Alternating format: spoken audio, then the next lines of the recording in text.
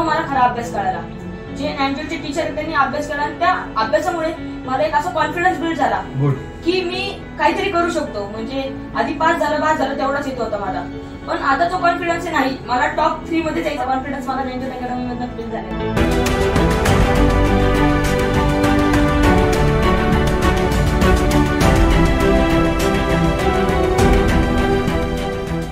हा आमचा छोटा डॉली, हा 9वी मध्ये आपल्याकडे जॉईन झाला.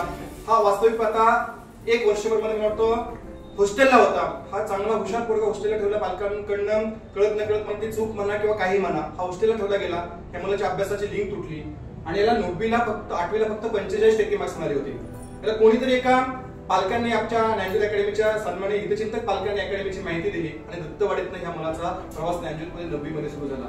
45% मार्क्स असणारा मुलगा हा 9वी ज्यावेळेस आपल्याकडे आला त्यावेळेस त्याला 9वीला तब्बल 45% सार्थकला मिळाले 88%, 88.83% मार्क्स.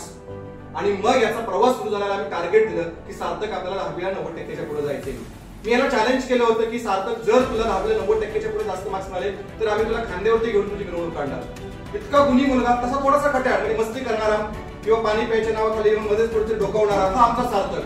म्हणजे वर्षभर याला अनेक टीचरने सांगितलं की सार्थक अभ्यास कर, सार्थक अभ्यास कर, पण सार्थक मस्ती करायचा आणि बाकीच्या 4 मुलांमध्ये रिक्स करायचा. हा केवळ अभ्यासू नव्हता, हा सर्वांमध्ये असून देखील त्याने शेवटी अभ्यास केला. आणि परीक्षेच्या आधी जेव्हा त्याच्याशी मी बोललो, परीक्षा चालू असताना तेव्हा त्यांनी सांगितलं की सर मला 100% 10वीला 90%पेक्षा जास्त मार्क्स मिळतील. आणि मी त्याला एक वाक्य वापरतो की सार्थक तू जे बोलतो हे सार्थकी लागलं पाहिजे. आणि आज खरंच खऱ्या अर्थाने जे स्वप्न त्यांनी पाहिलं होतं ते स्वप्न सत्यात उतरवलं आणि त्याला 10वीला तब्बल 90.80% मार्क्स मिळाले. हा सोपा प्रवास नव्हता, हा दत्तवाडीत येणारा मुलगा. म्हणजे याचा प्रवास नॅन्जोमध्ये 45% वरून सुरू झाला आणि 91% वरती येऊन थांबला. जवळपास 46% वाढ 2 वर्षात त्या विद्यार्थ्याच्या मार्किंगमध्ये झालेली आहे. तो सांगत होता की मला माझ्या जीवनातले सर्वात सोपे पेपर 10वीचे गेले. सार्थक तुझ्या यशाबद्दल आज तुला काय वाटते? तू 2 वर्ष नॅन्जोमध्ये दत्तवाडीत येत होता, आज तुला काय वाटतं एवढे चांगले मार्क्स मिळाल्यानंतर? मी तर खुश आहे, कारण की दत्तवाडी ते प्रवास एवढा मोठा, ते मला कुठेतरी यश सार्थक झालं वाटतं की मी मेहनत घेतली आणि ते त्याचं कुठेतरी सार्थक चांगले मार्क मिळाले. त्यामुळे मी खुश आहे. आणि नॅन्जो अकॅडमी माझे मम्मी पप्पा त्यांनी मला इथे ऍडमिशन केलं, सरांच्या ह्याच्यामध्ये